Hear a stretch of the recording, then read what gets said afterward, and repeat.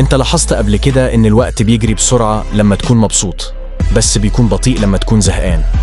طبعا دي حاجة شايفينها كتير، وعلماء النفس والعلماء عمالين يدرسوها من سنين. فإزاي بنحس ان الوقت يمر بسرعة أحيانا وببطء تاني أحيانا؟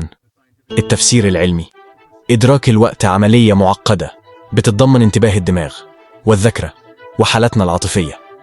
لما نكون مشغولين بشغل معين، الدماغ بيعمل على معالجة معلومات كتيرة، وده اللي بيخلينا نحس إن الوقت بيمشي بسرعة.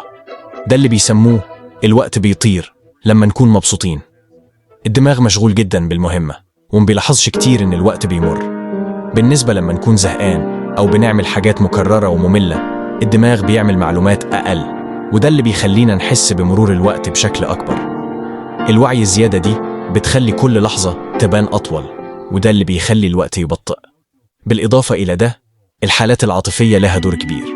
التوتر والترقب بيقدر يغير إدراكنا للوقت. على سبيل المثال، لما نستنى حدث مهم، الدماغ بيكون مركز جدا على اللحظة الجاية، وبيخلي الوقت يبان بيزحم. الذاكرة كمان بتأثر على إدراكنا للوقت. لما بنتذكر فترة كان فيها تجارب وأنشطة متنوعة، بيبان الوقت أطول لأن الدماغ مخزنش ذكريات كتيرة. والعكس صحيح، فترة روتينية بلا أحداث مميزة بتبان قصيرة في التقدير. باختصار، إدراكنا للوقت بيتأثر بمدى انشغالنا، حالتنا العاطفية، وكمية المعلومات اللي بيعالجها دماغنا.